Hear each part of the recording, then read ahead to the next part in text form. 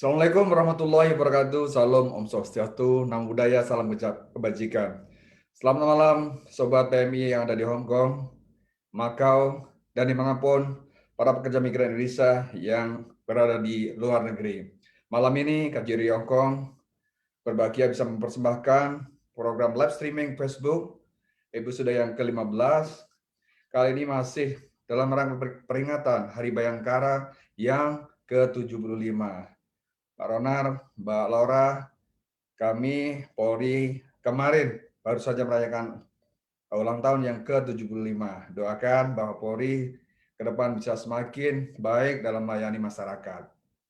Tak lupa kami di KJRI juga tetap menghimbau Sobat PMI yang dari Hong Kong untuk turut serta mengikuti, follow, subscribe sosial media kami, sosial media yang berisi informasi-informasi, berita-berita terkait dengan keselamatan kerja teman-teman dan juga pengaduan-pengaduan yang sering kami terima. Untuk itu teman-teman, silakan tetap follow Facebook KJRI Hong Kong, YouTube, maupun Instagram serta Twitter yang ada.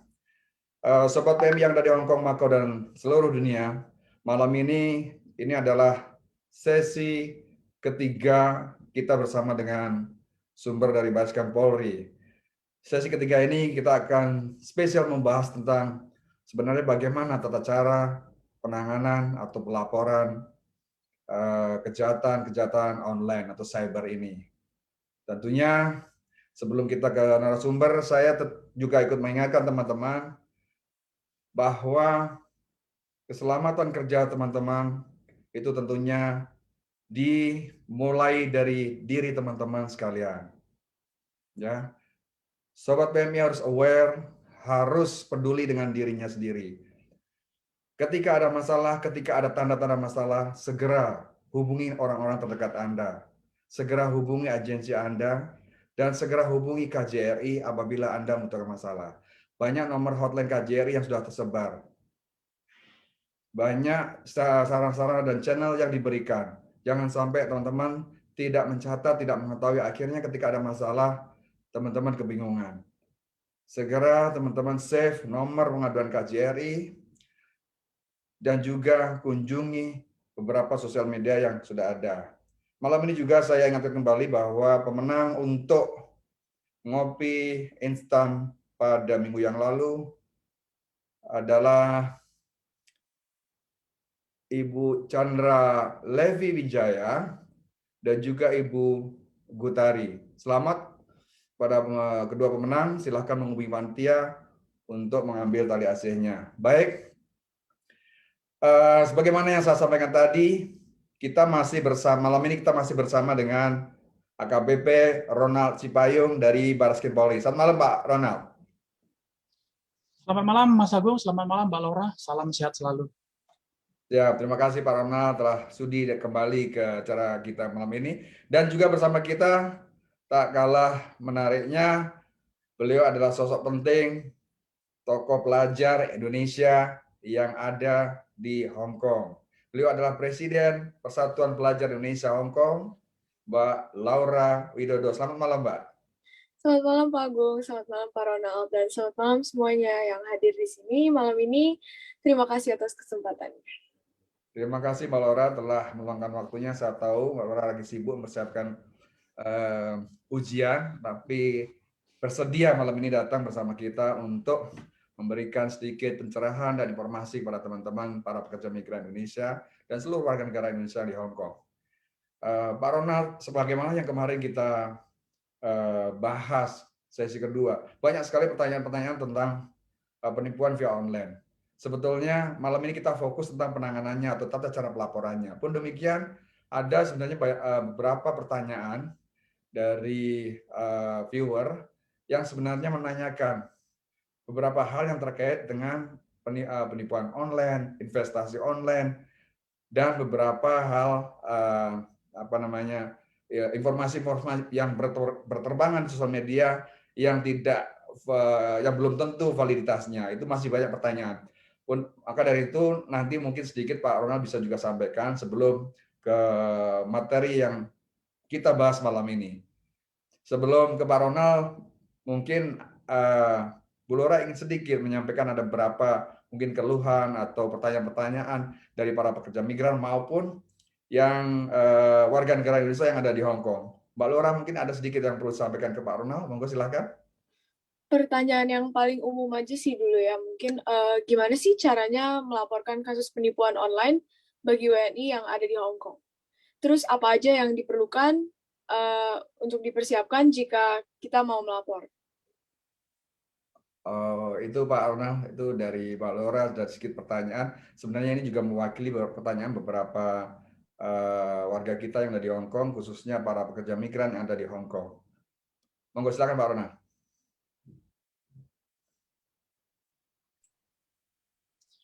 Baik, terima kasih atas waktu yang diberikan kepada kami, yang terhormat Pak Agung, Mbak Laura, dan seluruh teman-teman PMI yang ada di Hong Kong, di Makau, dan di seluruh dunia yang pada malam hari ini bergabung pada acara malam hari ini. Assalamualaikum warahmatullahi wabarakatuh, Shalom, salam sehat selalu buat kita semua. Baik, teman-teman semua, ini kali ketiga kami menyampaikan sebagai narasumber dalam kegiatan pada malam hari ini. Memang topik kita pertama, kedua, dan ketiga ini saling berkaitan dengan tindak pidana penipuan yang khususnya dilakukan melalui media online atau menggunakan sistem elektronik yang kemudian kita kenal dengan tindak pidana informasi transaksi dan elektronik. Baik teman-teman, saya akan sedikit menyampaikan paparan.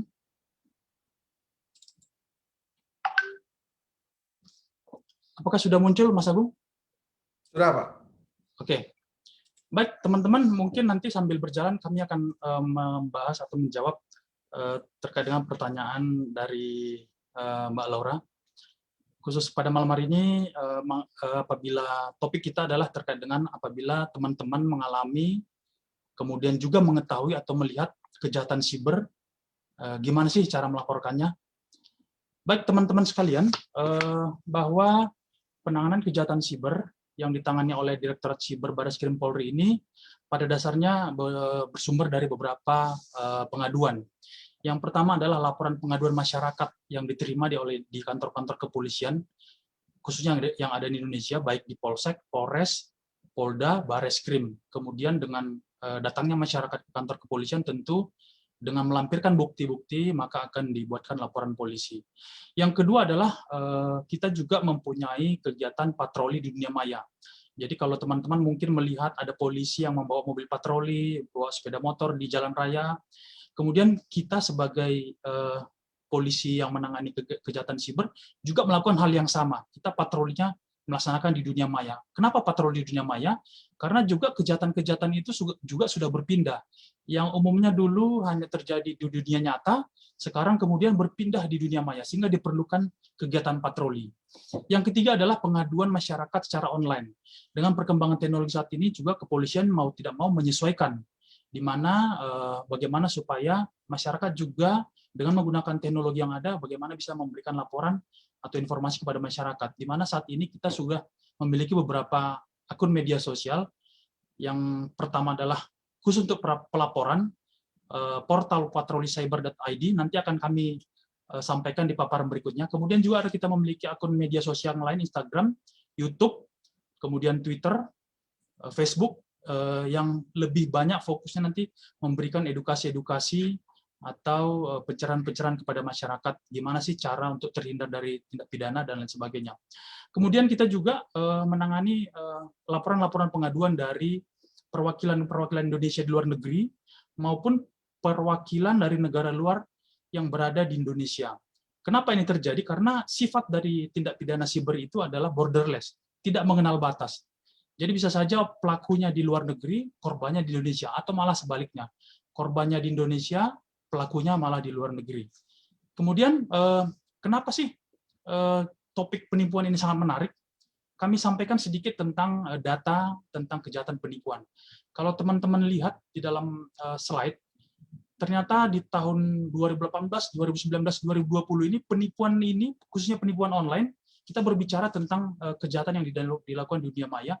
ini merupakan kejahatan yang peringkat nomor 1 dibandingkan dengan 15 jenis kejahatan yang ada kita tanganin. Kita lihat di tahun 2018 sejumlah 1.781 itu jauh lebih banyak dibandingkan dengan kejahatan yang lain.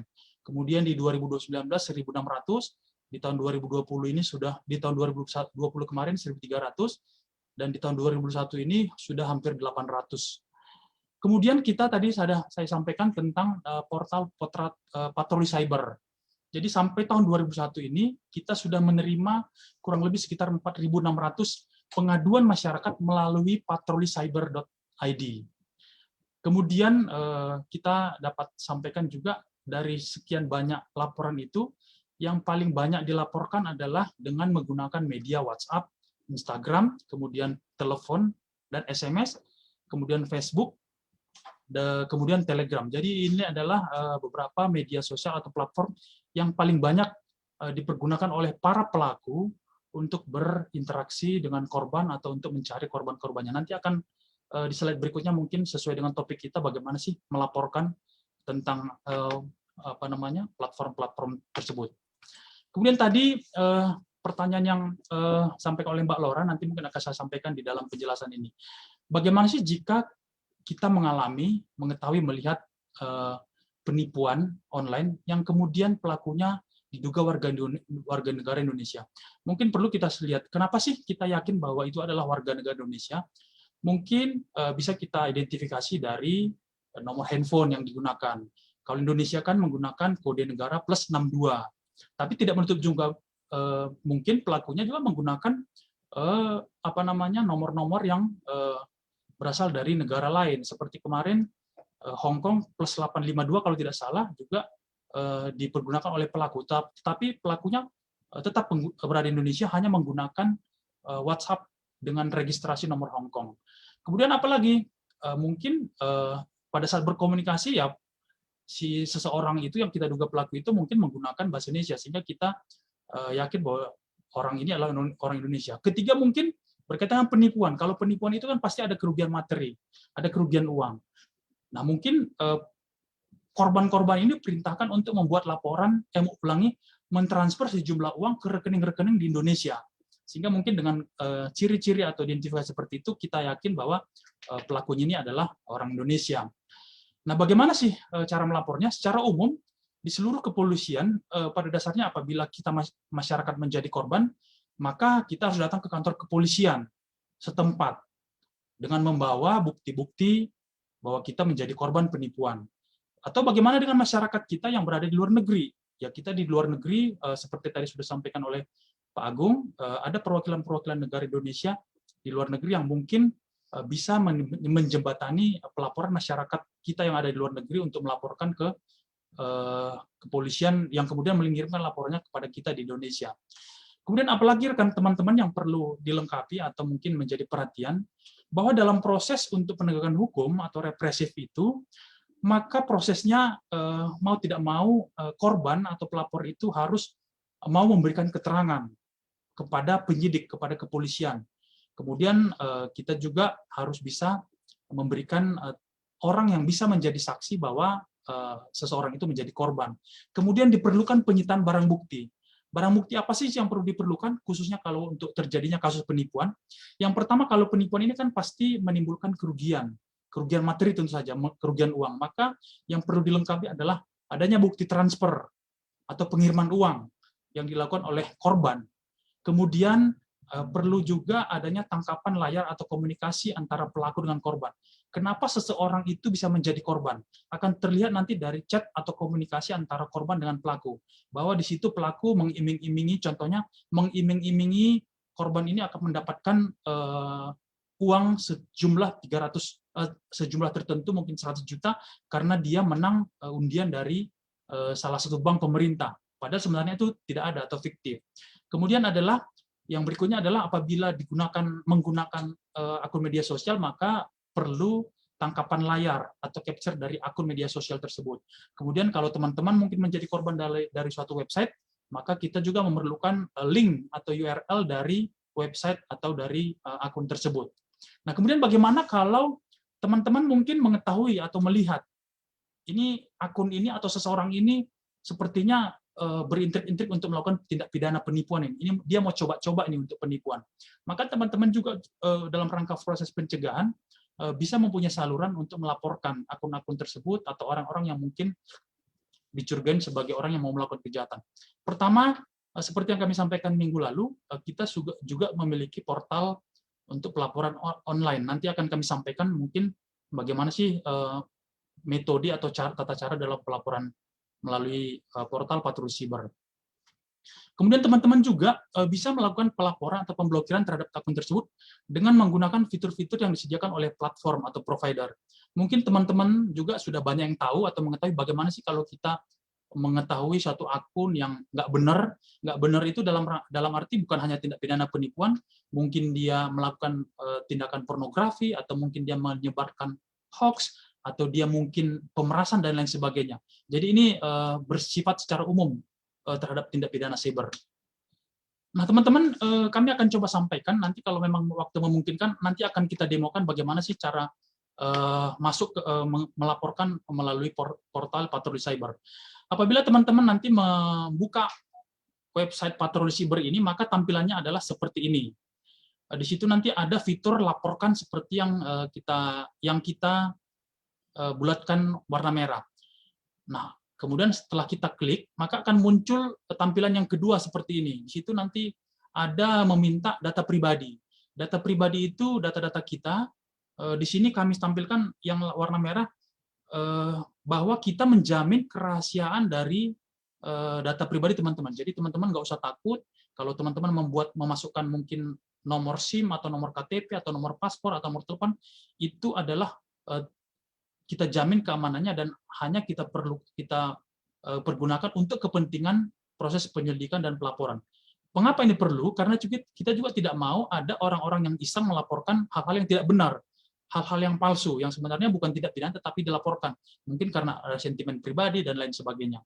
Kemudian apabila kita sudah mengisi data pribadi, maka fitur yang akan muncul berikutnya adalah tindak kriminal. Di sini kita akan diminta untuk mengisi beberapa kolom yang berkaitan dengan apa sih yang kita akan laporkan itu. Kemudian mereka akan meminta link atau tautan atau email atau media yang menjadi pelaku, kemudian kapan kejadiannya, tanggal kejadian, dan lain sebagainya. Kemudian yang ketiga adalah akan masuk ke langkah berikutnya, itu adalah informasi terlapor. Terlapor ini kalau kita bisa mengetahui bahwa mungkin namanya, nomor teleponnya, akunnya, dan lain sebagainya, maka kita isi di sini. Kemudian selanjutnya adalah langkah berikutnya adalah media. Media itu mungkin bisa menggunakan bank, transfer, dan lain sebagainya, menggunakan banking dan lain sebagainya. Nah, di tahapan terakhir, kronologis, kita diminta untuk mengisi kronologis singkat. Jadi teman-teman singkat saja menuliskan bagaimana sih sampai teman-teman mengetahui atau menjadi korban dalam tindak pidana tersebut. Dan apabila ini sudah selesai, tinggal diklik selesai, kemudian informasi yang teman-teman isi itu akan tersimpan di database kita, dan ini menjadi bahan informasi kita berikutnya. Nanti akan disampaikan apa yang sudah dilakukan kalau teman-teman seandainya membuat laporan pengaduan di patroli siber. Kemudian ini adalah berkaitan dengan pelaporan akun media sosial. Mungkin teman-teman pada dasarnya sudah banyak yang tahu, tetapi tidak apa-apa mungkin bagi teman-teman yang belum tahu. Ini adalah tangkapan layar yang saya capture dari handphone saya. Jadi teman-teman, bukan hanya teman-teman juga yang pernah mengalami korban, saya saja sampai sekarang masih cukup banyak dikirim-kirimin link atau informasi-informasi yang mungkin untuk mencoba memancing saya sebagai korban. Kita lihat ini adalah akun Telegram dengan nama profil PT Investasi Bibit Tumbuh. Saya pastikan bahwa ini adalah percobaan untuk penipuan. Kenapa? Karena di dalam promosi-promosi yang disampaikan ini sangat tidak masuk akal, tidak masuk di logika kita. Bagaimana kita apabila apabila kita menginvestasikan sejumlah uang, dalam waktu 6 jam akan memberikan keuntungan 2 kali lipat. Nah, kita sebagai masyarakat umum saja mungkin dengan cara berpikir logis itu akan tidak mungkin. Jadi teman-teman juga apabila menerima SMS atau pemberitahuan dari orang-orang yang tidak jelas seperti ini, dengan metode-metode seperti ini menjanjikan bonus, untung, dan lain sebagainya, teman-teman tidak usah tidak usah ragu-ragu kemudian membaca-baca, karena semakin teman-teman nanti membaca, itu akan mempengaruhi psikologis teman-teman. Dengan situasi sekarang ini, mungkin teman-teman berpikir, waduh, saya punya uang 1 juta, kalau saya investasikan dalam waktu 6 jam, saya akan dapat 2 juta. Nah ini kan sebenarnya kalau kita bisa berpikir logis, ini sesuatu yang tidak mungkin. Tidak mungkin, apakah ada dalam kondisi sekarang ini bisnis yang dalam waktu 6 jam bisa memberikan keuntungan yang 100%. Itu merupakan suatu yang tidak masuk akal bagi kita. Nah, apabila teman-teman menerima, kemudian di pojok kanan atas itu ada titik 3. Tinggal diklik saja, akan muncul seperti tampilan di sini. Ini nanti ada fitur laporkan. Nah, kemudian setelah kita klik laporkan tersebut, akan muncul fitur yang lainnya, tulisan lainnya. Nah, di situ nanti akan muncul berikutnya, mohon masukkan tambahan penjelasan. Nah, tadi saya langsung demokan di handphone saya tulis penipuan. Setelah saya tulis, maka akan saya klik laporkan, maka di tampilan berikutnya adalah moderator Telegram akan mempelajari laporan. Jadi teman-teman, belum tentu apa yang kita laporkan ke platform itu langsung diterima bulat-bulat oleh pihak platform atau provider. Apapun ceritanya, mereka pasti akan memverifikasi, melihat, meng-cross-check, benar nggak laporan ini. Tapi dengan semakin banyaknya kita melaporkan suatu akun, maka itu akan semakin meyakinkan provider atau platform ini bahwa apa yang kita laporkan ini adalah benar-benar tindak orang yang akan melakukan tindak pidana atau mungkin sudah melakukan tindak pidana dan sudah memperoleh keuntungan. Kemudian ini melalui akun WhatsApp ini tidak berbeda jauh dengan Telegram tadi. Di situ juga ada fitur apabila kita menerima informasi-informasi palsu atau perbuatan-perbuatan dugaan penipuan yang kita terima, di fitur itu akan muncul sesuai dengan kotak merah, laporkan kontak. Kemudian akan muncul laporkan dan blokir atau laporkan. Dan apabila sudah kita tekan, maka akan muncul bahwa laporan sudah dikirim. Sama seperti yang Telegram tadi, apakah semua yang kita laporkan itu otomatis akan ditindaklanjutin, mungkin nomor akunnya tersebut disuspend atau ditutup atau lain sebagainya, itu kembali lagi kepada kewenangan atau otoritas dari penyelenggara atau provider. Mungkin semakin banyak masyarakat melaporkan suatu akun, maka akan cepat suatu akun tersebut untuk ditutup atau di take down atau mungkin di suspend. Nah, kemudian ini berkaitan dengan Instagram. Nanti mungkin akan bisa saya demokan kalau memang nanti ada waktu yang cukup. Ini adalah akun Instagram yang modus investasi online. Minggu lalu kita berbicara tentang penipuan modus investasi online. Ini kurang lebih sama, begitu kita klik akun tersebut, di pojok kanan atas itu akan muncul 3 titik, kemudian tinggal kita klik saja, nanti akan muncul tampilan seperti ini, situ ada nanti pilihan laporkan. Bisa kita mau blokir, bisa kita mau laporkan, kemudian kita klik laporkan, nanti mereka akan meminta, kenapa ini dilaporkan, apa yang mau dilaporkan. Mungkin kita bisa klik laporkan akun. Nah, nanti dari sistem akan bertanya, kenapa kita mau melaporkan? Mungkin ini ada pilihan-pilihan yang bisa kita pilih, mungkin ini karena menyesatkan atau mungkin penipuan. Nah, setelah kita klik, maka akan dibalas oleh platform dengan tampilan seperti ini. Terima kasih. Sama juga seperti yang saya sampaikan, ini akan diverifikasi, diteliti oleh operator atau platform. Dan apabila memang semakin banyak kita melaporkan, maka akan semakin cepat ditutup atau di take down atau diblokir atau disuspend oleh pihak operator atau platform. Nah, ini adalah Facebook. Ini kurang lebih sama. Ini salah satu akun yang menurut saya adalah akun yang digunakan untuk penipuan. Ini baru tadi sore saya browsing, saya patroli, saya menemukan salah satu akun yang menurut saya ini adalah akun penipuan. Kenapa saya yakin bahwa ini akun penipuan? Kalau kita buka lebih lanjut, di situ ada tampilan-tampilan yang meyakinkan orang memposting bahwa banyak orang yang sudah mengirim uang, kemudian mendapatkan keuntungan dari investasi yang diberikan. Saya yakin ini pasti bohong. Kenapa bohong? Karena juga di dalam situ sama seperti yang disampaikan tadi, dia menjanjikan iming-iming keuntungan dalam waktu singkat. Kemudian sama juga kita di pojok kanan atas itu ada 3 titik, ada pilihan-pilihan yang nanti pasti akan sampai pada kita untuk melaporkan akun ini kenapa. Nah, itu tadi beberapa akun, 3 akun, karena memang tadi seperti yang disampaikan, 3 akun ini adalah 3 platform ini adalah platform yang paling banyak digunakan oleh pelaku untuk melakukan tindak pidana. Nah, kemudian teman-teman pasti bertanya, terus kalau Pak Polisi, kalau seandainya kami sudah mengisi atau menginput laporan kami atau pengaduan kami di patroli cyber, itu datanya mau diapain? Nah, teman-teman, semua data informasi yang dimasukkan atau diinput akan kita tampung, akan kita terima. Dan tentu saja sama seperti pada dasarnya, kalau seseorang melaporkan, tentu kita melakukan klarifikasi, kita melakukan verifikasi. Apakah yang dilaporkan ini benar? Apakah yang dilaporkan ini sesuai dengan fakta-faktanya? Sehingga diperlukan keseriusan dan kejujuran dari teman-teman. Kalau kita mau melaporkan penipuan, tentu ada bukti-bukti yang pendukung harus kita laporkan. Ya kan, seperti bukti transfer, chat komunikasi dan lain sebagainya. Sehingga apa sih yang menjadi tindak lanjut oleh siber kalau adanya laporan dari patroli siber?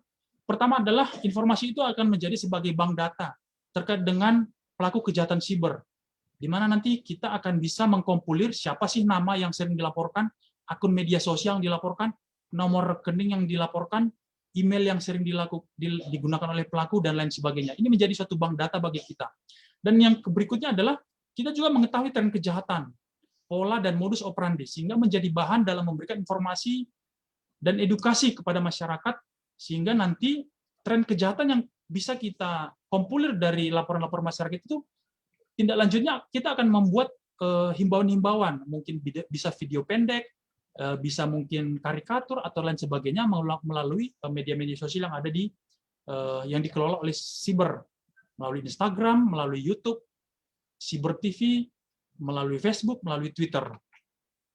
Kemudian nomor 3, setelah dilakukan verifikasi, apabila kita melihat bahwa laporan itu merupakan laporan yang A1 itu artinya benar-benar kita memastikan bahwa itu benar-benar terjadi dan ini berpotensi untuk berpotensi untuk menimbulkan banyak korban, maka kita akan menindaklanjuti dengan membuat laporan informasi. Laporan informasi ini tentu saja kita pergunakan untuk penyelidikan lebih lanjut. Penyelidikan lebih lanjut itu seperti apa?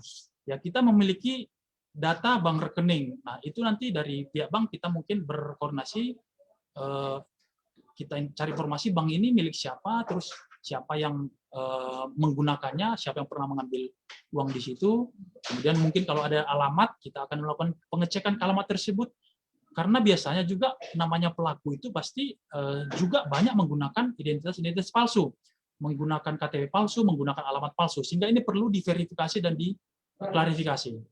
Kemudian selanjutnya adalah kita juga menggunakan data-data atau bahan yang dilaporkan masyarakat ini untuk menindaklanjutin kepada Kementerian Komunikasi dan Informasi. Kita tahu bahwa Kementerian Komunikasi ini adalah sebagai regulator. Mereka yang bisa membuat suatu akun itu di take down, ditutup atau lain sebagainya, untuk diblokir dan lain sebagainya. Sehingga dengan adanya surat kita dengan yang berdasar dari laporan masyarakat, kita bisa memberikan informasi kepada kementerian, Pak, ini akunnya ini berpotensi untuk melakukan tindak pidana. Tolong ditindaklanjutin. Dan biasanya mereka akan memblokir atau men-take down atau menyurati kepada platform bahwa ini akun ini berbahaya. Kemudian perlu diketahui rekan-rekan, apakah pelaporan melalui patroli siber ini bisa dijadikan dasar untuk penegakan hukum?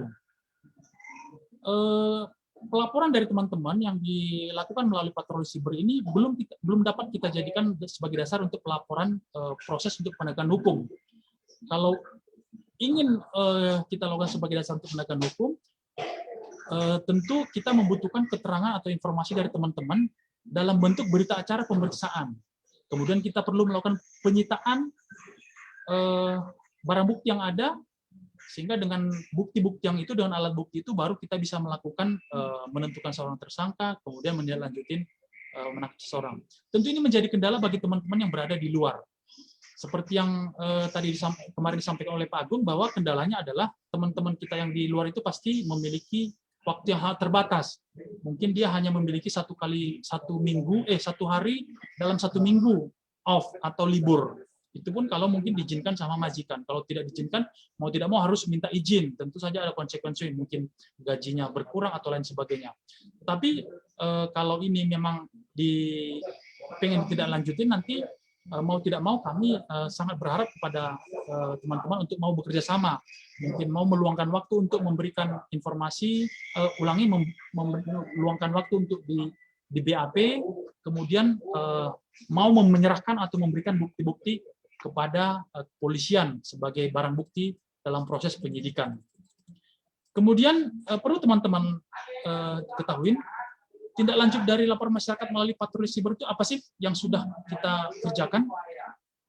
Yang pertama, teman-teman, melalui patroli siber ini dan melalui cyber patrol yang kita lakukan di dunia maya ini, kita sudah melakukan di tahun 2021 ya. Ini berdata di tahun 2021. Kita sudah melakukan blokir terhadap 1.170 akun. Itu semua akun karena dia melakukan bukan hanya melakukan tindak pidana tetapi berpotensi. Jadi ini kategorinya untuk seluruh tindak pidana, bukan hanya penipuan. Di situ mungkin ada pengancaman, ada pornografi, ada pemerasan, ada hoax, ada ujaran kebencian, ada sara dan lain sebagainya. Kemudian informasi-informasi yang mendekati kebenaran, kita akan melaksanakan lidik lapangan. Seperti yang saya bilang tadi, kita mungkin mengecek ke alamat rumah, kita mungkin mengecek ke rekening dan lain sebagainya. Ada sebanyak 69. Kemudian ada yang kita limpahkan ke Polda sebanyak 98. Kenapa ini dilimpahkan? Tadi seperti saya sampaikan bahwa kejahatan siber itu adalah borderless. Untuk lebih efektivitas, mungkin kalau pelakunya kita deteksi ada di Medan, maka untuk lebih mengefektifkan, mengefisienkan, maka laporan ini akan kita limpahkan ke Kepolisian Daerah Sumatera Utara. Kemudian ada yang kita monitoring. Kenapa ini kita monitoring? Seperti yang saya sampaikan tadi, belum tentu semua apa yang dilaporkan oleh masyarakat itu belum tentu semua tidak pidana. Mungkin ada yang masih abu-abu, masih nyerempet-nyerempet, tetapi berpotensi. Tapi ini menjadi tugas kita untuk melakukan monitoring dan pengawasan. Mungkin itu teman-teman paparan singkat saya. Nanti kalau memang dibutuhkan apakah kita mau demo tentang pelaporan tadi, nanti akan kita demokan, tetapi mungkin apa yang saya sampaikan tadi dari paparan mungkin sudah bisa dimengerti dan ditangkap oleh teman-teman. Terima kasih Mas Agung, saya kembalikan waktunya kepada Mas Agung. Baik Pak Ronald. Pak Ronald, saya ingin kembali sedikit penjelasan Pak Ronald tentang patroli siber, website patroli siber tersebut. Kalau saya lihat memang ada beberapa teman yang kemarin mencoba mengisi, di situ ada permintaan data, apakah masuknya itu harus menggunakan akun Google atau bagaimana Pak Ronald?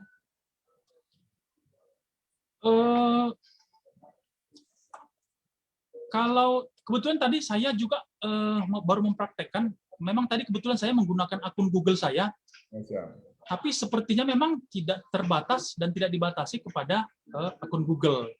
Ya, jadi mungkin teman-teman memiliki akun yang lain, apakah juga bisa? Saya belum bisa memastikan Mas Agung, tetapi tadi pada saat saya memang kebetulan melaporkannya menggunakan akun Google dan bisa. Baik. Kalau seandainya pun harus menggunakan, mau tidak mau, teman-teman mungkin bisa membuat akun dengan domain dari Google. Terima kasih. Baik Pak Ronald. Pak Laura, ada yang ditanyakan lagi Pak Ronald? Saya ada 3 pertanyaan sih. Banyak sekali. Aduh, diborong. Pendek-pendek sih. Oke, Yang silakan. pertama, apakah pelaporan kepada Polri secara online hanya bisa dari patroli siber? Nggak bisa dari WhatsApp atau Facebook atau media sosial lain? Atau mungkin ada call center? Selanjutnya, ada pertanyaan lagi? Langsung aja nih ya, berarti. Nah, silakan. Oke, yang kedua, tadi disebutkan jika mau melapor harus ada berbagai macam bukti kan ya? Seperti bukti-bukti chat, itu bisa jadi barang bukti. Terus bagaimana jika saya tidak mengenal pelaku secara langsung dan nggak punya bukti tentang diri pelaku. Jadi mungkin cuma chat doang gitu, tapi nggak tahu pelakunya siapa atau detail tentang pelakunya. Yang terakhir ini lebih general aja sih, jadi WNI di negara manapun, kalau ada kasus penipuan seperti ini, yang berhubungan dengan WNI langsung, atau mungkin dalam hal ini PMI ya, maka harus dilaporkannya ke Polri langsung ya, nggak bisa ke polisi setempat gitu. Itu sih. Silakan Pak Ronald. Atau sedikit saya menambahkan pertanyaan Mbak Laura supaya nanti sekalian Pak Ronald menjawab. Yang terakhir tadi Pak Ronald mungkin perlu stressing teman-teman. Dalam beberapa kasus saya memberikan clue pada teman-teman karena masih ada kebingungan, Pak saya harus melapor ke polisi Hong Kong atau ke polisi Indonesia. Saya berikan clue kepada mereka Pak Ronald bahwa ketika Anda mengetahui bahwa nomor yang digunakan itu nomor Indonesia, transaksi menggunakan rekening Indonesia, Anda yakinlah bahwa Anda bisa melapor ke pihak Indonesia. Dalam hal ini, Anda bisa mendatangi KJRI. Nanti KJRI akan membantu menghubungkan dengan Barreskrim Polri. Kira-kira seperti itu, Pak Rona. Ya, setuju sekali Mas Agung. Jadi Mbak Laura tadi sudah dijelaskan oleh Mas Agung bahwa memang seperti yang saya sampaikan dalam paparan, kalau kita bisa mengidentifikasi kira-kira ini pelakunya ini orang Indonesia atau bukan. Orang Indonesia itu mungkin bisa kita profiling. Contohnya tadi, apakah dia meminta kita untuk mentransfer ke rekening Indonesia, ya kan? Kalau dia minta transfer ke rekening Indonesia, pasti pelakunya di Indonesia. Sehingga jangan segan-segan untuk melaporkan ke perwakilan kita di tempat teman-teman berada. Yang kedua mungkin menggunakan kita profiling nomornya dengan menggunakan +62. Pasti menggunakan nomor Indonesia. Tapi bisa saja juga dia menggunakan nomor luar negeri. Seperti sekarang ini kan akun WhatsApp itu bisa saja menggunakan registrasi nomor luar negeri, tetapi dioperasikan atau dipergunakan oleh kita di Indonesia. Itu juga pernah kita tanganin. Jadi dia sengaja untuk mengirim broadcast atau semacam SMS blasting itu ke teman-teman kita di PMI yang di Hong Kong dengan menggunakan kalau tidak salah +852 kalau +852 Hong Kong itu ya. Ya. Jadi dengan menggunakan +852 itu seolah-olah membuat yakin teman-teman PMI, oh ternyata memang benar bahwa yang mengirim ini adalah petugas bank pemerintah. Padahal sebenarnya itu nomornya saja registrasi nomor Hong Kong, tetapi digunakan di Indonesia. Itu pelakunya kemarin kita tangkap ternyata adalah orang di Sulawesi Selatan. Tetapi benar kita ada menyita 2 atau 3 akun yang terregistrasi menggunakan nomor Hong Kong. Jadi mungkin itu cara membantu kita untuk memprofiling, Mbak Laura. Saya masuk kepada pertanyaan yang pertama tadi tentang apakah kita teman-teman bisa melaporkan di luar patroli siber. Jadi Mbak Laura dan teman-teman bahwa dalam proses pelaporan menggunakan media online ini, akun ini, media sosial ini, memang tidak bisa kita gunakan dalam proses penegakan hukum.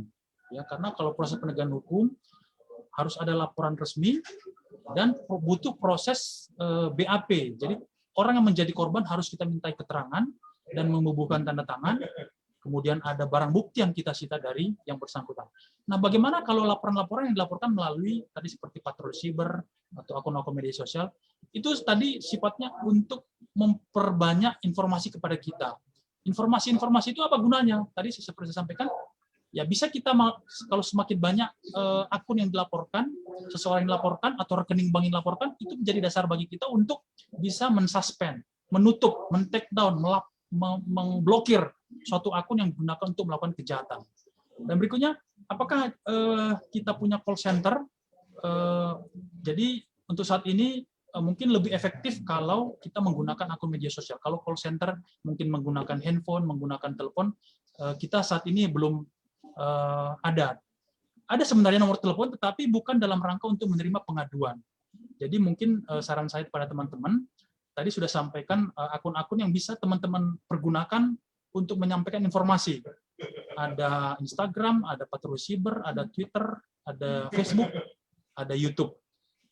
Nah, mungkin sekalian untuk menyampaikan pada rekan-rekan sebagai bahan edukasi, tadi sudah saya sampaikan bahwa Siber itu juga punya channel YouTube Siber TV. Saat ini kita sudah memiliki hampir 40 video yang bisa memberikan edukasi kepada masyarakat, kepada teman-teman. Jadi silakan nanti mungkin dilihat, itu semua model kejahatan. Mudah-mudahan sudah bisa mencakup. Jadi nanti kalau teman-teman mau nanti membuka, silakan nanti diklik saja di akun YouTube Siber TV. Di situ ada kurang lebih sekitar 40 video yang sudah diposting, diupload punya Siber. Itu berisikan edukasi-edukasi dan informasi-informasi kepada masyarakat. Kemudian pertanyaan berikutnya, tidak mengenal pelaku. Apabila teman-teman tidak mengenal pelaku. Mungkin Mbak Laura yang paling penting adalah kata-kata kunci. Apa sih yang mungkin perlu kata kunci kalau kita mau melaporkan seorang itu? Kalau kejahatan online itu biasanya paling seperti kalau kita mentransfer. Mungkin yang paling yang menjadi kata kunci adalah rekening bank. mungkin rekening bank, kalau teman-teman bisa meng-capture bukti transfer, itu juga perlu dimasukkan. Kemudian apalagi nomor telepon. Kalau di WhatsApp mungkin pasti akan muncul nomor telepon yang digunakan. Kalau dia menggunakan email, maka kata kuncinya adalah domain email tersebut. Dia menggunakan apa? Kemudian kalau ada tambahan-tambahan yang lain, foto, muka, tapi itu tidak menjadi jaminan karena banyak sekali orang-orang yang melakukan kejahatan ini memang menggunakan data-data palsu. Fotonya menggunakan anggota Polri untuk meyakinkan penipu, ternyata memang dia bukan anggota Polri. Dia hanya menggunakan foto yang dicomot dari Google, yang dicomot dari internet, kemudian ditempel, dipasang dengan penampilan seorang polisi, maka orang menjadi yakin. Padahal sebenarnya itu bukan dilakukan oleh orang yang bersangkutan. Itulah tadi dampak dari kejahatan yang menggunakan IT ini. Segala sesuatu itu bisa kita buat, kita manipulasi, kita rekayasa, dan kita pergunakan untuk mengelabui seseorang, sehingga membuat yakin dan percaya kepada orang yang mau berbuat kejahatan tersebut. Kemudian tadi nomor 3, sudah disampaikan Mas Agung. Mungkin itu saja. Kalau tidak salah sudah terjawab semua ya Mbak Laura ya. Betul Pak Ronald. Ya, Terima kasih. Pak Ronald, Mbak Laura, ini ada beberapa pertanyaan yang masuk dari para pekerja migran kita di Hong Kong. Yang pertama mungkin bisa ditampilkan pertanyaan dari Mbak Ruth, Bu Fani. Mbak Ruth. Ya, selamat sore Bapak Ibu yang terhormat. Perkenalkan nama saya ini dari Rike. Saya mau bertanya, apabila penipuan dilakukan dengan cara memborong uang elektronik, misalkan via WeChat Pay, Shopee Pay, OVO, ataupun di tempat uang elektronik lainnya, lalu uang elektronik tersebut ditransfer ke rekening bank rekening penipu, apa yang harus saya lakukan? Karena maraknya penipuan pembobolan uang elektronik di masa kini. Oh, itu Pak Ronald. Baik, langsung saya jawab, Mas Agung ya. Ya. Jadi kepada penanya, bagaimana kalau Bu Rike mungkin pernah mengalami akun atau walletnya itu tiba-tiba hilang uang atau diambil alih. Jadi Bu Rike, proses yang Ibu sampaikan tadi itu pasti diawali adanya tindakan illegal access, pengambil alihan akun e-money Ibu. Kenapa itu bisa terjadi? Pertama, menurut pengalaman kita, modus-modus yang sekarang dilakukan oleh para pelaku ini biasanya adalah dengan cara meminta OTP. OTP itu one time password. Jadi sebenarnya OTP itu tidak boleh kita berikan, tidak boleh kita beritahukan kepada siapapun. OTP itu biasanya berguna kalau seandainya kita mungkin ingin melakukan transaksi di akun kita sendiri. Sehingga kalau kita mau melakukan transaksi, kita memasukkan OTP tersebut. Nah, pada saat kita memberikan kepada orang lain, maka setelah kita memberikan OTP tersebut, biasanya OTP itu terdiri dari 4 angka. Nah, apabila 4 angka itu kita berikan kepada orang lain, secara otomatis nanti akun yang kita miliki itu yang berkaitan dengan e-money tersebut, maka akan diambil alih. Biasanya modus-modus seperti ini banyak terjadi, banyak dilakukan oleh para pelaku dengan berpura-pura sebagai, saya tadi contohnya itu adalah dari Shopee kalau tidak salah ya. Biasanya banyak modusnya itu dilakukan oleh pelaku dengan berpura-pura sebagai petugas bank, atau dia berpura-pura sebagai admin dari perusahaan penyelenggara e-money tersebut, dari Shopee, dari OVO, dari Gojek, dari GoPay. Biasanya mereka akan menelepon, "Selamat siang Bu, saya dari petugas Shopee, saya biasanya berbasa-basi dulu, saya ada begini, nanti kita akan mengirimkan OTP ke SMS Ibu. Nanti apabila sudah masuk, tolong beritahu kepada saya. Apakah sudah masuk?" Nah, biasanya kita akan terhipnotis.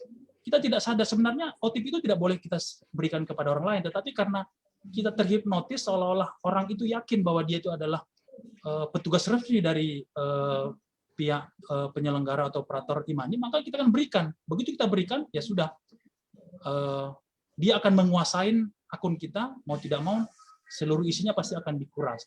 Nah, kemudian bagaimana kalau itu ditransfer? Sekali lagi kepada Bapak Ibu, teman-teman, biasanya modus-modus seperti ini dalam waktu singkat, uang-uang atau hasil kejahatan itu biasanya langsung berpindah. Dalam waktu hitungan menit, biasanya begitu kita diambil alih atau berpindah ke satu rekening, maka akan berpindah lagi ke layer kedua. Jadi pada saat Bapak Ibu mungkin menghubungi pihak customer care, customer service dari bank atau pihak operator, kemungkinan besar uang itu sudah habis atau sudah tidak ada. Mau tidak mau teman-teman atau Ibu Rike ya harus membuat pengaduan. Apakah itu tidak bisa terungkap? Bisa. Karena semua data log aktivitas dari akun tersebut pasti ketahuan. Alurnya itu pasti akan nampak. Kalau Ibu teman-teman melaporkan kepada kepolisian, nanti kita tentu saja akan bersurat kepada pihak platform. Mungkin tadi kayak ke Shopee, kita akan bersurat, tolong saya minta data tentang Shopee, akun Shopee, misalnya Ronald. Ini akun ini menerima transferan atau menerima kiriman uang dari e-wallet saya. Maka nanti dari pihak penyelenggara, pihak operator itu akan memberikan data kepada kita. Itu sebenarnya bisa kita telusurin. Tetapi tentu saja kita berharap bahwa Bu Rike mau membuat laporan dan pengaduan. Kalau hanya melaporkan melalui portal patroli cyber atau akun WhatsApp, ya kita nanti sifatnya hanya untuk memonitor bahwa modus-modus seperti ini terjadi, atau mungkin akun tersebut akan kita blokir, akan kita tutup, atau kita mintakan kepada platform untuk ditutup atau di-suspend. Demikian Bu Rike. Oh, baik, terima kasih Pak Ronald. Pertanyaan berikutnya ada dari Mbak Ruth ini, Mbak Fani. Mbak Ruth, coba tolong tampilkan Bu Fani. Selamat sore, perkenalkan nama saya Ruth. Pada saat saya ingin mengkhawatirkan maraknya penipuan online, saya ingin bertanya, satu pertanyaannya, bagaimana cara mengingatkan orang lain bahwa akun penipu dan rekening penipu supaya tidak ada lagi korban yang mengalami hal sama. Oh, ini bagaimana cara mengingatkan orang lain bahwa itu akun penipu dan rekening penipu. Yang kedua, bagaimana kita bisa mengetahui bahwa rekening penerima bukan rekening yang digunakan untuk menipu. Karena maraknya online shop yang jualan bukan di e-commerce yang resmi. Yang ketiga, bila ternyata penjual adalah penipu baru, bagaimana cara melapor ke bank dan atau ke polisi. Pak Ronald, sebelum masuk menjawab pertanyaan ini, Pak, mungkin teman-teman juga perlu cek nanti kalau nggak salah ada websitenya Kominfo tentang cek rekening ya, Pak Ronald. Itu bisa untuk mengecek ya. Silakan Pak Ronald, mungkin ada konfirmasinya.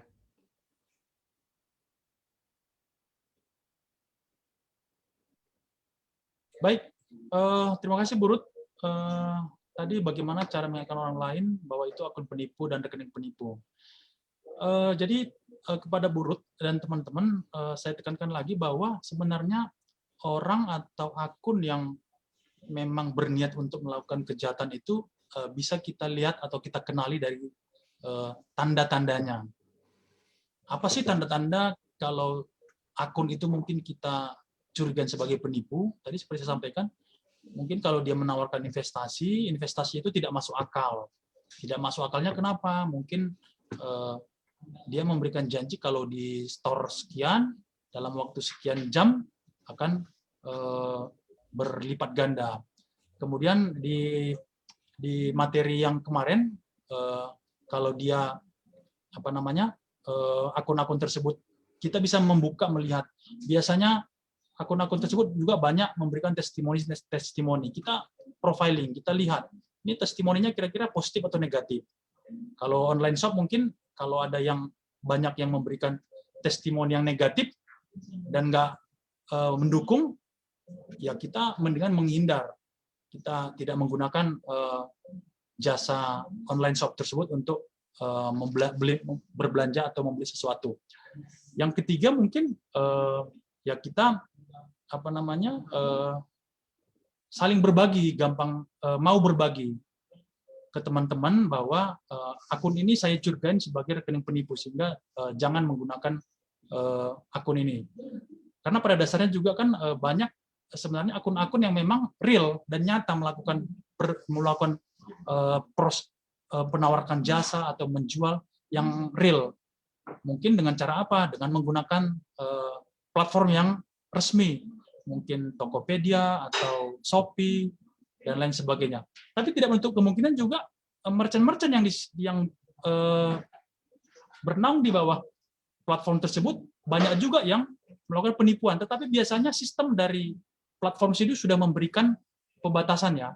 Jadi biasanya contohnya begini, suatu akun itu yang tidak aktif 30 hari, biasanya platform itu akan memberikan notifikasi, akun ini sudah tidak aktif 30 hari, disarankan untuk jangan menggunakan akun ini. Nah, itu sebenarnya tanda-tanda warning bagi kita, mendingan kita menghindar. Jadi kalau sudah dari platform sudah memberikan akun ini sudah 30 hari tidak aktif, disarankan jangan menggunakan. Mendingan kita tidak usah menggunakan. Walaupun mungkin banyak testimoni yang membuat bahwa menyampaikan testimoni bahwa akun itu tidak menipu, tapi dengan ciri-ciri seperti itu mendingan kita menghindar saja. Kemudian bagaimana kita bisa mengetahui bahwa rekening menerima buku rekening bahkan untuk menipu karena maraknya online. Memang Bapak Ibu berkaitan dengan rekening bank ini merupakan rahasia perbankan ya. Jadi kita juga sebagai penyidik tidak bisa bebas untuk melihat atau mengetahui apakah rekening ini untuk menipu atau tidak. Biasanya kita bisa melihat atau membuka suatu transaksi dalam suatu rekening bank itu berdasarkan laporan dari pengaduan Bapak Ibu sekalian. Memang kalau dia hanya mengirimkan nama, nomor rekening, kita tidak bisa tahu apakah ini memang dipakai oleh penipu atau tidak, ataukah dipergunakan oleh orang yang nyata atau tidak, memang tidak bisa. Maka kita kembali lagi kepada yang nomor satu, Bapak Ibu. Bagaimana supaya tidak kita mengetahui bahwa ini mungkin penipu atau tidak penipu, ya kita dari awal mungkin lebih hati-hati untuk melihat. Ini kira-kira sekali lagi lebih kepada mawas diri kita, kepada hati-hati kita, lebih kepada menggunakan logika kita supaya bisa kita menilai ini kira-kira real atau tidak. Yang kemudian berikutnya adalah bila ternyata penjual adalah penipu, bagaimana cara melapor ke bank polisi? Saya rasa sama saja, Bu, seperti yang saya jelaskan tadi. Selama Ibu mungkin bisa melampirkan bukti-bukti, diantaranya adalah bukti transfer bank, kemudian chat yang menjelaskan bahwa seseorang itu menawarkan sesuatu yang ternyata kemudian itu adalah fiktif atau tidak nyata, itu menjadi bukti-bukti yang harus Ibu serahkan kepada kepolisian atau mungkin pada saat Ibu melaporkan kepada Pak Agung atau di kantor-kantor perwakilan kita di luar negeri. Demikian Mas Agung. Baik, terima kasih Pak Ronald. Sobat PMI yang berada di Hong Kong, Makau, dan dimanapun Anda berada, beberapa pertanyaan sudah masuk. Ada juga nih yang masih antri sebenarnya Pak Ronald, ada dari Mbak Rakel, Ibu Sumarni, Ibu Nunu, Ibu Fani, Ibu Eva, ada juga dari BMI di Wampoa, Pak Rifai. Semua pertanyaan ini hampir mirip kecuali Pak Rifai. Pak Rifai, saya himbau bahwa apapun yang Anda laporkan pasti akan ditindaklanjuti. Apabila laporan Anda tidak dilanjuti pada kepolisian tingkat polsek, segera Anda bisa naik ke tingkat Polres. Apabila tingkat Polres tidak lanjut juga, silakan ke Polda dan seterusnya sampai dengan ke Mabes. Ya, apabila Anda juga tidak dilayani, Anda bisa mengadu ke Propam Polri. Ada namanya aduan masyarakat, Dumas Presisi, Anda bisa mengadu di situ. Jadi jangan khawatir bahwa era digital ini sebenarnya memudahkan kita semua untuk memberikan laporan, baik laporan kepada kasus-kasus yang dihadapi maupun laporan-laporan terhadap perilaku petugas yang kurang sesuai dengan perkembangan zaman. Kira-kira seperti itu ya Pak Ronald. Pak Ronald, masih ada pertanyaan? Ya, Pak Ronald, ini saya ingin sedikit ada pertanyaan dari Mbak Fani. Mbak Fani bisa ditampilkan, ini bukan Bu Fani tapi dari Ibu Arina ya, Ibu Arina. Pertanyaannya adalah selamat malam Bapak Ibu dan juga host malam ini, saya Arina dari To Kuan Wan.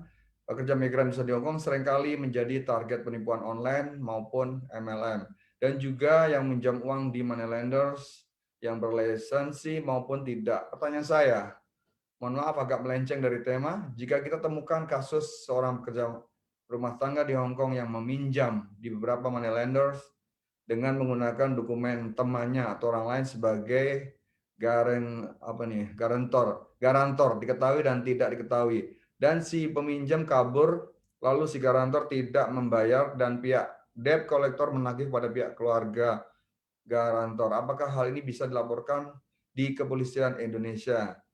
Yang kedua, sebelum pandemik saya mengikuti program bisnis bagi hasil dan tiap bulan kita terima profit. Apalagi nih? Pandemik datang, COVID dan juga hujan yang berterusan dan banjir, usaha mengalami kerugian dan akhirnya profit yang biasanya lancar dan mandek, modal tidak bisa ditarik. Apakah hal ini juga bisa dilaporkan dan apakah saya bisa menuntut modal yang tertinggal? Mungkin yang nomor 2, Pak Ronald. Yang pertama, teman-teman, ini adalah kasus simpan pinjam karena ini terkait dengan pihak Hong Kong, teman-teman. Sebenarnya ini sudah sering kita berikan pemahaman, Pak Ronald, bahwa kita di Hong Kong harus benar-benar memilih money lender yang berlisensi atau mempunyai izin.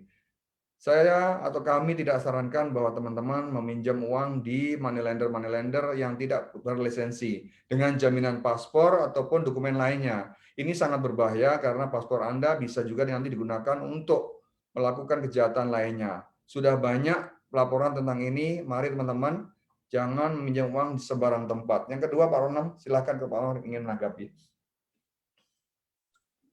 Ya, terima kasih Bu Arina. Jadi saya langsung kepada, mungkin saya tambahin sedikit yang nomor 1. Memang banyak sekarang modus-modus seperti tadi itu.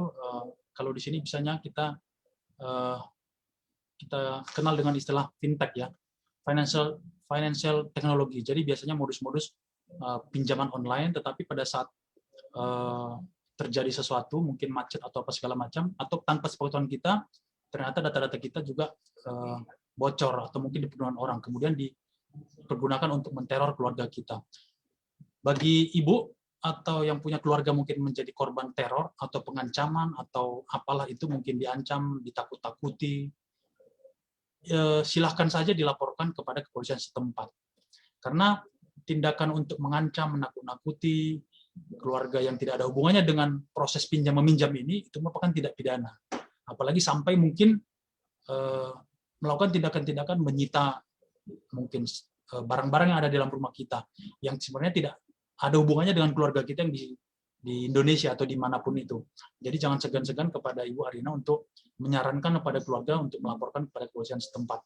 Yang kemudian berikutnya pertanyaan kedua, jadi Bu Arina, saya perlu menekankan bahwa dalam proses bisnis ini, bagi hasil ini merupakan konsekuensi yang harus dari awal Ibu tahu. Jadi pada dasarnya bisnis itu tidak selalu memberikan keuntungan kepada kita. Bisnis itu berpotensi untung dan berpotensi rugi. Nah, apalagi seperti yang tadi Ibu jelaskan bahwa dalam situasi COVID ini, mungkin banyak usaha atau bisnis yang memang rugi. Nah, apakah seseorang kalau seandainya dalam situasi COVID ini rugi dan bagi hasil macet atau tidak lancar, itu adalah bagian dari penipuan. Itu perlu pendalaman lagi, Bu. Tetapi kalau Ibu tadi menyampaikan dari awal bahwa ini bagi hasil dan kemudian hasilnya itu macet karena COVID, itu adalah proses yang memang tidak bisa kita hindari dari suatu usaha. Usaha itu bisa rugi, bisa untung, apalagi dalam situasi yang memang sama-sama kita tahu karena COVID. Itu siapapun tidak bisa kita salahkan, tidak bisa kita hindari karena pengaruh COVID ini menjadi macet, menjadi rugi dan lain sebagainya. Kalau menurut kami dengan kronologis yang Ibu sampaikan ini itu tidak bisa kita laporkan dalam proses penipuan, kecuali mungkin Ibu bisa meyakinkan ternyata bisnis yang uang yang mungkin Ibu berikan, bisnis yang dijalankan oleh seseorang itu ternyata fiktif, tidak ada. Mungkin Ibu menyetorkan sejumlah uang, ternyata uang itu tidak dipakai untuk bisnis itu, malah dipergunakan untuk yang lain.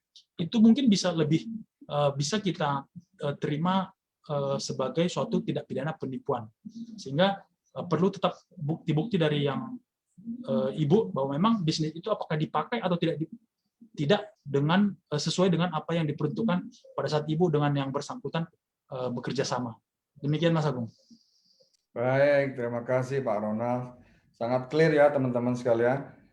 Sobat PMI yang ada di Hong Kong, Macau, dan dimanapun Anda berada, kita hampir berada pada penghujung acara kita ini. Nanti sebelum saya minta Pak Ronald untuk sedikit memberikan pesan penutup, saya ingin ke Mbak Laura. Mbak Laura mungkin ada pesan buat warga negara Indonesia di Hong Kong maupun khususnya para pekerja migran tentang topik kita malam ini sebelum kita tutup. Silakan Mbak Laura.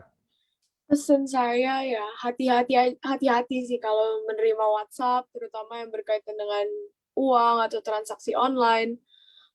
Karena ya zaman sekarang pasti banyak penipu dan udah gampang juga tadi WhatsApp bisa dipakai di mana-mana ya, walaupun nomor Hong Kong bisa dipakai di Indonesia. Jadi ya hati-hati kalau ada WhatsApp atau message yang berhubungan dengan transaksi atau uang, terutama jika jumlahnya besar. Dan juga jika sampai mengalami, jangan takut untuk melapor.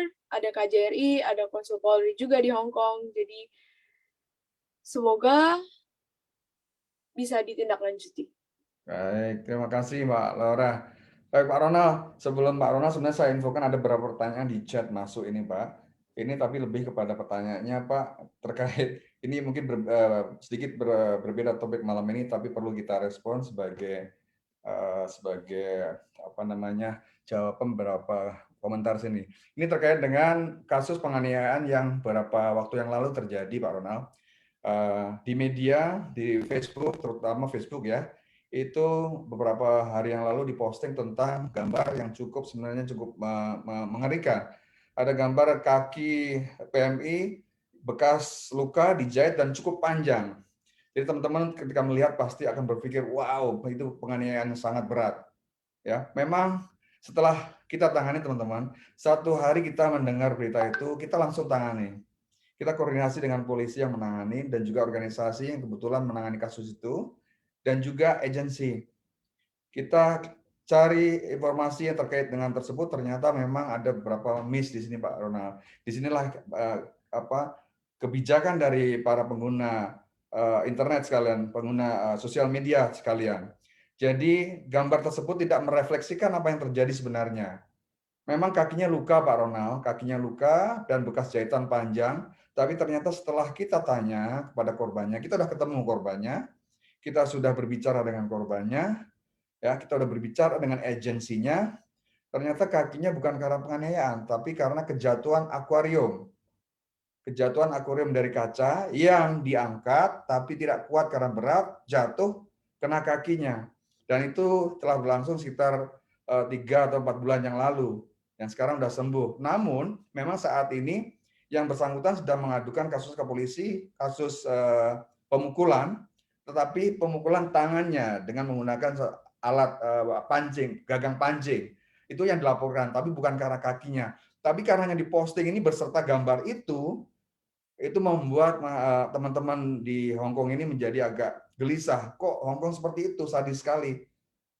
Begitu Pak Ronald. Jadi ini sedikit saya infokan. Hati-hati teman-teman ketika Anda memposting gambar-gambar yang kurang elok, gambar-gambar yang tidak kita diketahui sumbernya dengan valid, Anda saya sarankan untuk tidak share, Anda saya sarankan untuk cross-check dulu kebenarannya daripada berita tersebut supaya Anda tidak membuat masalah itu menjadi rumit. Ketika masalah itu rumit, nanti kasihan terhadap pelapor sendiri dan juga teman-teman. Teman-teman jadi tidak percaya dan ragu untuk mengadukan masalah apabila teman-teman mengalaminya. Memang satu lagi Pak Ronald, saya perlu sampaikan di sini sekalian, mohon maaf. KJRI juga sedang menangani beberapa kasus. Salah satu kasusnya adalah kasus pelecehan seksual. Kasus pelecehan seksual ada kasus-kasus yang sangat sensitif ya penanganannya. Dan di Hong Kong ini perlindungan terhadap korban kasus ini sangat benar-benar dirahasiakan Pak Ronald. Jadi tidak gampang dipublikasikan. Bahkan pihak-pihak yang tidak mempunyai izin dari korban itu tidak bisa mengakses. Ya, itu tidak bisa mengakses. Ya. Jadi ketika penanganan ini berlangsung, sedapat mungkin polisi, penyidik, bahkan KJRI dengan beberapa organisasi tidak bisa mempublikasikan secara langsung. Tidak bisa. Penanganannya harus silent, namun harus sesuai dengan prosedur yang ada di Hong Kong. Namun yakinlah teman-teman di Hong Kong bahwa semua masalah yang diadukan akan ditindaklanjuti. Kalau teman-teman menjumpai bahwa aduan Anda tidak ditanganin, aduan Anda diabaikan, berarti itu ada yang salah dengan sistem kita. Mari kita bangun bersama-sama. mari kita bangun bersama-sama tentang aduan tersebut supaya kedepannya bisa lebih baik lagi. Kami di KJRI selalu berusaha, memang tidak sempurna sistem ini tersebut, makanya butuh partisipasi teman-teman pekerja migran Indonesia di Hong Kong untuk terus memberikan pengawasan dan evaluasi. Yang penting daripada itu semua teman-teman, bahwa KJRI ada itu untuk kalian, untuk melindungi dan untuk membantu masalah-masalah yang ada, bukan untuk menambah susah, itu saja. Jadi teman-teman tidak perlu ragu lagi apabila mengalami masalah, telepon di nomor pengaduan manapun yang Anda punya. Ketika nomor 1 tidak ditanggapi atau lambat, segera ganti ke nomor berikutnya. Ketika nomor telepon tidak dilayani, segera ganti ke sosmed KJRI yang KJRI punya. Begitulah kira-kira caranya. Baik Pak Ronald, kita sudah sampai pada penghujung acara. Silakan mungkin ada pesan terakhir buat teman-teman supaya teman-teman juga bisa tenang dan juga bisa melaporkan apabila menjadi korban kasus-kasus online ini. Monggo Pak. Baik teman-teman PMI, ada beberapa hal yang perlu saya sampaikan sebelum menutup kegiatan kita ini. Yang pertama, bagaimana kita memfilter informasi ini benar, ini nggak benar, atau ini tidak benar. Tentu saja kata kuncinya adalah kita harus percaya dan mendapatkan informasi dari otoritas yang berwenang. Mungkin kalau teman-teman yang berada di Hong Kong, seperti tadi saya sampaikan Mas Agung, bahwa otoritas yang bisa memberikan informasi yang benar itu pasti dari kedutaan, baik menggunakan handphone maupun akun-akun media sosial yang ada, sehingga teman-teman harus lebih percaya kepada media atau sarana yang memang benar-benar memiliki otoritas dan kewenangan. Yang kedua, tadi sudah disampaikan berkaitan dengan kasus, teman-teman juga harus perlu lebih peka, saring sebelum sharing. Jadi jangan apa yang kita terima, apa yang kita lihat di media sosial itu langsung menjadi konsumsi dan kita mengklaim bahwa apa yang disampaikan di media itu adalah benar. Kadang-kadang, dan bukan kadang-kadang, dan sering sekali, apa yang ternyata diposting oleh seseorang itu adalah ditambah-tambahkan dan dibesar-besarkan. Yang seharusnya ibarat bola es cuma hanya sebesar genggaman tangan, begitu sudah digulirkan, dilempar ke media sosial, semua orang akan memberikan komentar, memberikan penambahan-penambahan informasi, sehingga informasinya akan bias. Sehingga teman-teman saring sebelum sharing. Yang ketiga adalah, kebetulan siber kita ini juga banyak media yang bisa teman-teman lihat, kunjungin, untuk memberikan edukasi kepada masyarakat. Mungkin teman-teman banyak yang masih belum tahu, tadi sudah saya sampaikan media-media, di situ sangat banyak sekali panduan-panduan atau informasi-informasi yang bisa teman-teman lihat di Instagram, di Twitter, di Facebook, yang mudah-mudahan kalau teman-teman bisa melihat atau membacanya, mendengarnya, menontonnya, teman-teman bisa lebih hati-hati terhadap kejahatan yang terjadi di dunia maya. Mungkin itu aja Mas Agung, terima kasih atas waktunya. Baik, terima kasih Pak Ronald, Mbak Laura. Akhirnya kita sampai pada akhir acara ini. Sobat PMI yang ada di Hong Kong, Macau, dan dimanapun Anda berada, sekali lagi saya mengingatkan di KJRI bahwa KJRI akan selalu berada untuk kalian. KJRI akan menyediakan pelayanan-pelayanan yang Anda butuhkan. Nomor pelayanan yang Anda, nomor pengaduan yang Anda, gunakan dengan baik. Saya ingatkan kembali, nomor pengaduan yang Anda, saya ingatkan kembali, adalah di nomor 6773 0466. Atau di nomor yang satu lagi, bisa mengadu langsung ke nomor pengaduan konsul polisi di 52944184. Atau di nomor pengaduan satu lagi, teman-teman, biar banyak sekali nomor yang bisa dihubungi, 6894 2799. Mudah-mudahan nomor-nomor ini diingat, mudah-mudahan nomor-nomor dicatat supaya teman-teman bisa segera ditangani apabila melapor. Memang Pak Ronald, ini di Hong Kong tidak semua PMI beruntung bisa datang ke KJRI Hong Kong karena jarak dan tempat yang berbeda. Tidak semua PMI bisa juga mendapatkan nomor ini, makanya kita selalu terus berikan sosialisasi nomor ini supaya teman-teman bisa memberikan pengaduan secara langsung. Baik, Pak Ronald, Mbak Laura, dan kita semua yang ada di KJRI Hong Kong mengucapkan terima kasih banyak. kita juga tak luput mengucapkan selamat Hari Bayangkara Polri yang ke-75 Pak Ronald. Mudah-mudahan Polri semakin lebih baik. Dengan berakhirnya acara ini Pak Ronald, ini mungkin bukan akhir dari acara kita, mungkin nanti bulan-bulan ke depan kita tetap minta bantuan Pak Ronald untuk tetap bersama kami kembali apabila kami membutuhkan pencerahan tentang isu-isu yang lebih viral lagi.